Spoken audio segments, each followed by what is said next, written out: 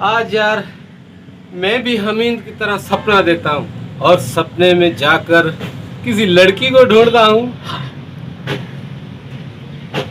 आजा आजा मेरी लैला, आजा आजा मेरी लैला, अभी जा अभी जा।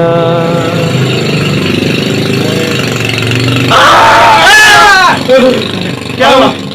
क्या हुआ महबूब भाई? अरे हमीद भाई तू? हाँ मैं भी आपकी तरह सपने में लड़की ढूंढने गया था। कौन सी देखी? सामने इमरान खान आ गया। हाँ और कहने लगा हाँ। कल से पेट्रोल 500 रुपए लीटर कर दूंगा।